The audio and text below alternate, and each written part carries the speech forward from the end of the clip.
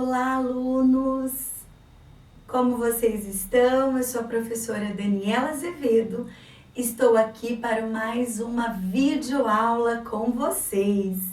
E hoje nós vamos dar início ao livro deste módulo. Então, nós estamos na disciplina Educação Inclusiva. E o livro agora dessa disciplina é Educação Inclusiva, Deficiência e Contexto Social, Questões Contemporâneas. Bom, então hoje nós vamos começar esse livro. Estão preparados? Eu estou. É um tema que eu amo falar de educação inclusiva. E hoje nós vamos começar lá no início com o título Cultura Escolar e Inclusão, ok? Então você vai fazer o seguinte, aluno, olha só, você vai lá no sumário, tá bom? E vai começar a me acompanhar. Então, agora nós vamos iniciar pelo título Comunidade Surda, a questão de suas identidades. Vamos lá? Bom, para falar de surdez e comunidades surdas, nós precisamos entender um pouquinho o conceito de surdez. Então, o que é a surdez? A surdez, ela pode ser congênita ou adquirida.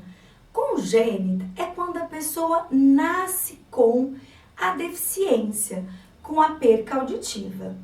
Essa perca auditiva, ela pode ser total ou ela pode ser parcial. E adquirida, em algum momento ao longo da vida, a pessoa pode sofrer um acidente, pode ser acometida por alguma doença e então ter perda parcial ou total da audição, ok? Então, quando nós estamos falando da comunidade surda, então nós temos que ter nesse primeiro momento o conceito de surdez, que ela pode ser congênita, que a pessoa nasce com a surdez, ou adquirida. Pode ser uma surdez total ou parcial, ok? Bom, de posse desse conceito, o que nós vamos falar então da identidade dessa comunidade surda, né? Muito se ouve falar da identidade da comunidade surda, a identidade da pessoa surda. Bom, o que é então, professora? Identidade. Identidade, se nós formos procurar no nosso dicionário, vem de uma questão daquilo que é idêntico, daquilo que tem qualidades iguais. Então, quando nós pensamos em comunidade, identidade da pessoa surda, o que é que ela tem igual? Isso nós estamos trabalhando num plano bem simples, tá? E vocês, ao realizarem a leitura do livro, ok? A nossa videoaula, ela sintetiza para melhor esclarecer para vocês esse conteúdo. Então, vocês vão ter um pouquinho. Então, a identidade é essa questão. Então, olha essa definição. Vou ler para vocês, ó. Identidade significa a qualidade do que é idêntico, conjunto de elementos que permitem saber quem uma pessoa é, né? Então, qual que é a identidade? Que elemento define aquela pessoa? Então, essa é a identidade da pessoa surda. Então, veja bem, quando nós estamos falando de surdez da pessoa surda, nós temos elementos comuns, nós temos elementos característicos dessa pessoa. Então, automaticamente, falar da inclusão da pessoa surda, vamos relembrar o título do nosso capítulo, ó, Comunidade Surda, a questão de suas identidades. Então, a comunidade surda, ela tem questões de identidade? Tem. Lógico que tem. Ela tem questões que se assemelham, que são iguais, ok? E de qual pessoa surda eu estou dizendo? De todas. Seja pessoa Surdez congênita, porque nasceu, ou surdez porque adquiriu em algum momento da vida. Ok? Até aqui? Bom, agora eu quero fazer uma pergunta para você. Todo surdo é mudo? O que você acha? Aposto que você já ouviu essa expressão, não é? Surdo-mudo. E aí? Sim ou não? Não. Nem todo surdo é mudo. Sabe o que acontece, pessoal? Isso é um mito. Acontece o seguinte: quando a criança nasce, ela emite sons, ok? Então a criança, ela não é muda. Pode ser, tá? Pode ser que ela seja. Existe surdo-mudo, mas não são todos, são raros. Ela emite sons, mas a partir do momento que ela não ouve, ela não consegue reproduzir sons, diferente da criança que ouve. Então, a criança que é ouvinte, ela consegue reproduzir os sons que as pessoas vão falando para ela. E ela vai ouvindo e vai reproduzindo. Então, a criança que não ouve, ela não reproduz. Então, automaticamente, o som, a fonética, a parte, né, vocálica dela não vai sendo desenvolvida, porque ela não ouve, ela não reproduz. Mas não que o surdo não possa emitir sons, ok? Então, lembre-se disso. Nem todo surdo é mudo. Dizer que todo surdo é mudo, isso é um mito. Isso não é uma verdade, ok? Bom, então se nós estamos falando, né, dessa comunidade surda, que é a primeira parte que nós estamos trabalhando do nosso livro, o nosso livro e o autor vem dizer para nós que existem 4 tipos de identidade, tá? Vamos estudar um pouquinho esses 4 tipos de identidade? Então, vamos lá. A primeira identidade que o autor se refere, ele chama de identidade híbrida, tá? O que é híbrido? A gente se confunde, né, pessoal? Mas vamos lá. Híbrido é aquilo que nasce junto, tá? Que se funde. Então, olha essa definição. Vem comigo na leitura. Referem-se aos ouvintes que por algum motivo, né, por um acidente, então a pessoa é ouvinte, e por algum motivo perdeu essa audição.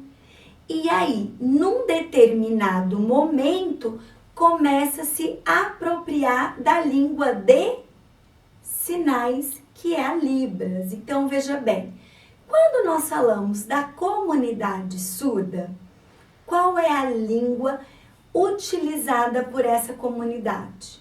Libras. O que significa Libras?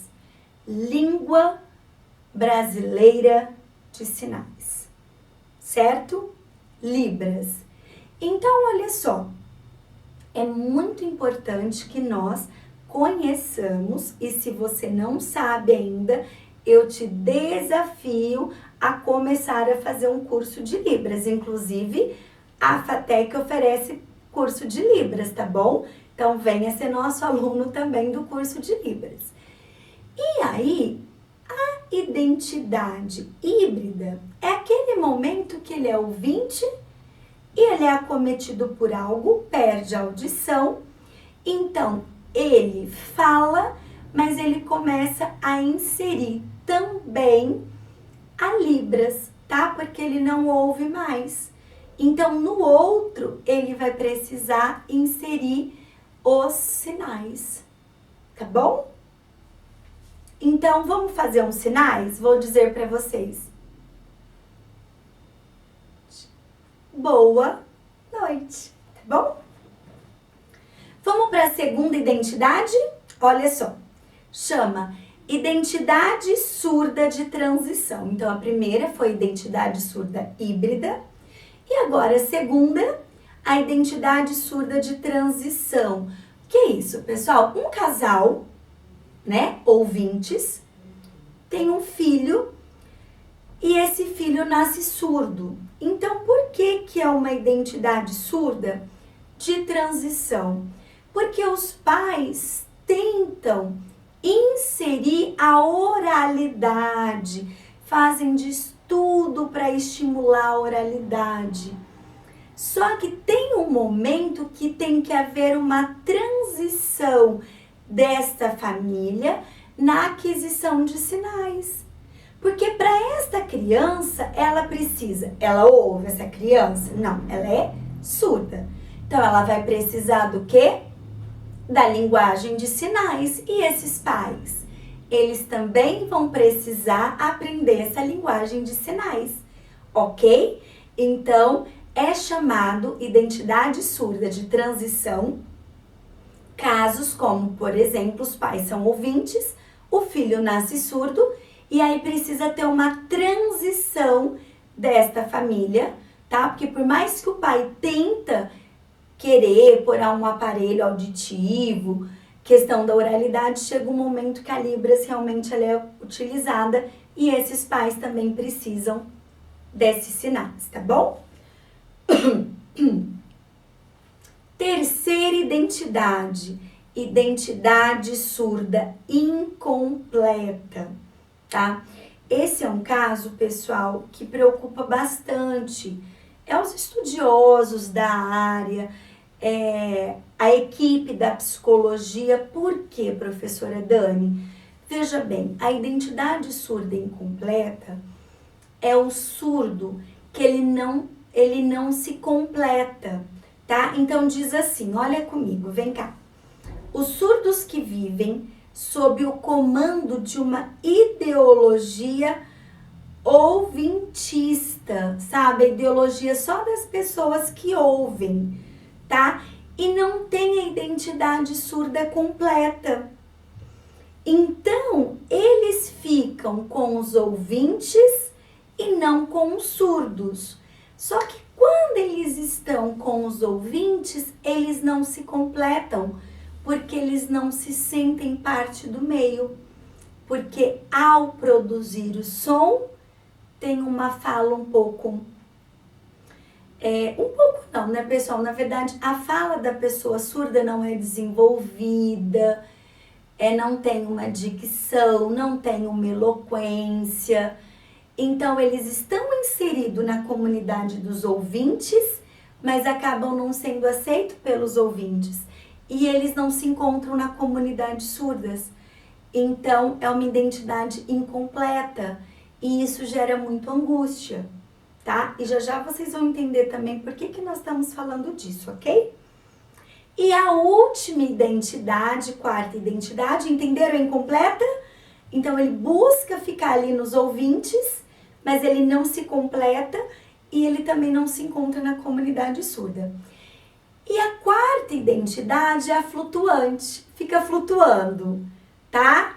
Então, ele flutua entre a comunidade dos ouvintes e a comunidade surdas.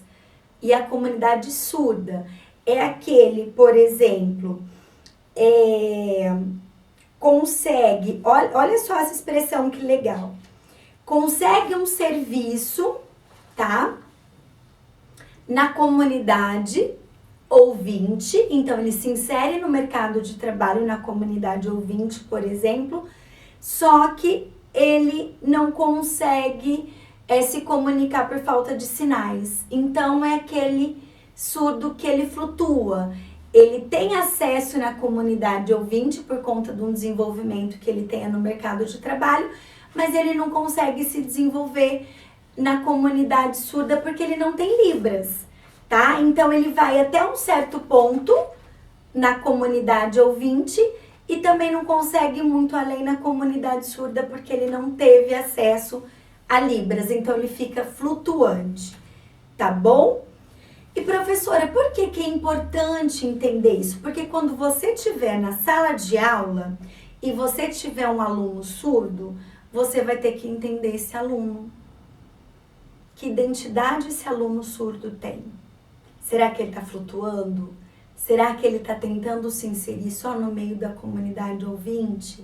Será que essa escola só tem esse aluno surdo e por isso ele não consegue se identificar com outros surdos? Conseguem compreender a importância dessa matéria? Tá bom? E aí, eu vou finalizar essa parte com essa frase e eu quero a sua atenção. Me acompanhe. Não é justo querer que o surdo seja um ouvinte. O surdo é um sujeito surdo. E a escola precisa entender essa questão, que envolve a cultura e a identidade surda. Entende? Nós não temos que mudar a comunidade, a cultura surda. Nós temos que se adequar. E essa é uma disciplina que fala de inclusão. Ok? Sejamos nós também a diferença. Ok? Voltando para o livro, nós vamos para o próximo capítulo. O livro não denomina capítulo, tá, alunos? Então, vocês não vão ver capítulo 1, capítulo 2. Mas o próximo tópico se chama a inclusão de alunos com deficiência no ensino superior. Uma análise de seu acesso e permanência.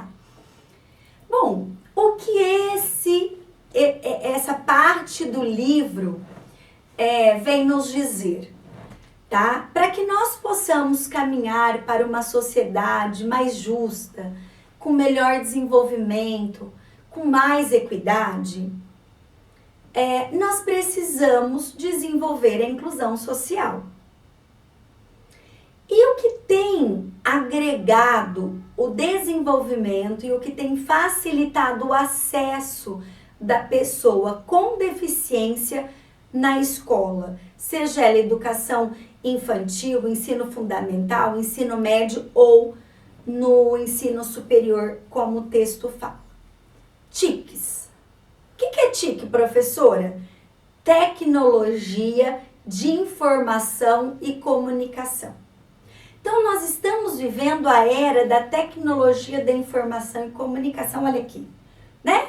Tô numa sala, não tá bacana para você ver, mas eu vou contar um segredo, gente. Olha só, essa sala aqui, pessoal, nós temos um pano de uma cor verde, verde-limão, que quando é projetado a tecnologia, aparece essa mídia super legal para você. E tá vendo aqui do lado que você vê esse telão?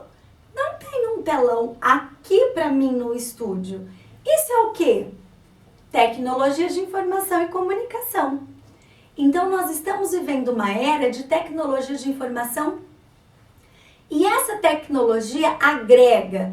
E isso agrega a pessoa com deficiência e facilita o acesso dela no ensino. E outra coisa que ajuda muito, muito, e é uma terminologia nova, eu não sei se você já ouviu falar, se você não ouviu falar, você não vai ficar só com essa aula e com esse livro. Você também vai procurar material para estar se dedicando, que é as TAs, que são as tecnologias assistivas. Professora, o que são tecnologias assistivas? São materiais, são suportes, são ferramentas, são recursos utilizados para facilitar o acesso da pessoa com deficiência. Quer um exemplo? Por exemplo, ficou legal, né, pessoal? Adaptação de um mouse. Às vezes a pessoa tem uma deficiência na mão e o mouse tradicional ela não consegue manusear. Uma deficiência no braço, mas com um mouse maior adaptado, ela consegue manusear. Às vezes o lápis é muito fino e a deficiência que ela tem na mão, ela não consegue escrever.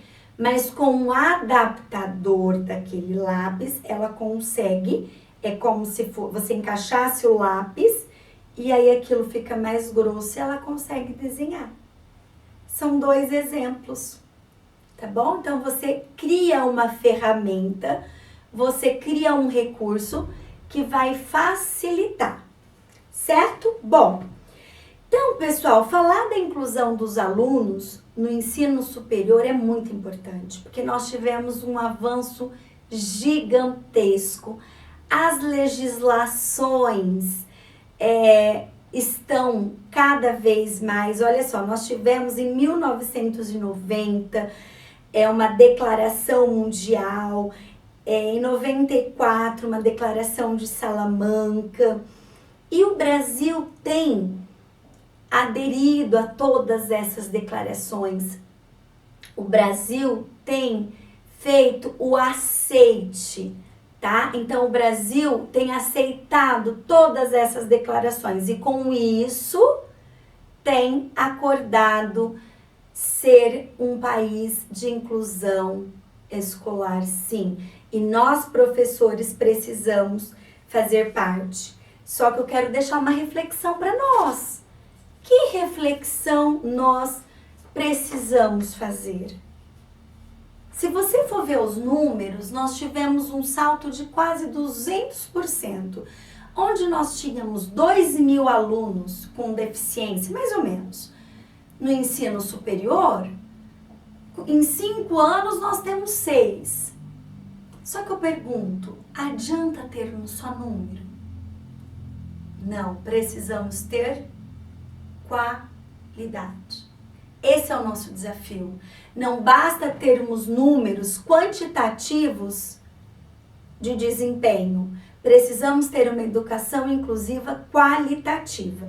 E o nosso último tópico, que é a terceira parte dessa primeira aula, chama Reflexões sobre a inclusão linguística no contexto escolar. Então, olha só, nessa parte, pessoal, nós vamos ver um panorama histórico. Resumidamente, você sabe que o que se faziam com as crianças que nasciam com alguma deficiência? É cruel, mas eu preciso te dizer. Elas eram mortas. A criança que nascia com deficiência, elas eram atiradas a precipício, lançadas no mar. Assim que as crianças nasciam com deficiência eram. Aí, posteriormente a esse período, começaram a deixar as crianças com deficiência na roda dos expostos. Caminhando um pouquinho mais, algumas já eram criadas em casa, mas elas eram enclausuladas, enjauladas, pessoal. Caminhando um pouco mais, começam a se ter as instituições. Uma instituição muito conhecida e uma das mais tradicionais é as APAES. Então, vocês veem, matavam no mato, deixo na roda dos expostos. Ah, vou deixar em casa, mas eram mantidas em cativeiro. Não tem contato com a sociedade. Aí vão evoluindo, vão tendo legislações, vão tendo movimentos. Então, criam-se instituições para cuidar da pessoa com deficiência, como a PAI. Aí entra o movimento de integração, ó. Se teu filho conseguir frequentar a escola, você traz ele. Só que eu, escola, não vou fazer nada. Se ele conseguir vir, sorte dele, se não, azar. E aí, nós estamos hoje na era da inclusão. Que não basta simplesmente eu dizer, olha, eu abro a porta da escola se teu filho ficar bem. Não, nós estamos nesse movimento de inclusão. Ah, professora Dani, o que você está dizendo é uma utopia? Talvez ainda seja. Só que nós que estamos se formando, vocês estão se formando, nós estamos fazendo esse movimento de mudança, ok? Então, nós precisamos estudar e ter essa consciência para trabalhar em prol de uma inclusão real. Então, se você acha que é utopia, eu te pergunto o que você faz para fazer disso uma diferença, tá? Então, olha só, todo esse panorama histórico de exclusão, de morte, para uma institucionalização, para uma integração, para a chamada inclusão. Tá, temos esse panorama. E as escolas hoje, elas incluem ou elas excluem? Como que está o cenário escolar hoje? E o que nós podemos estar fazendo para estar contribuindo? Vocês vão ver numa parte da apostila ao lerem que foi realizada uma pesquisa com 15 coordenadores. Coordenadores que tinham alunos com deficiência. E os 15 declararam desconhecimento sobre o tema. E disseram que gostariam de ter maiores informações. E eu digo de todo o meu coração para vocês, eu gostaria que vocês, alunos da FATEC, não fossem os coordenadores entrevistados no dia de amanhã que dissessem que não têm domínio sobre o tema. Eu os desafio a aprofundar sobre o tema, a ler, a refletir, não ficar apenas com o que nós estamos passando na videoaula, porque vocês sabem que material nós ofertamos.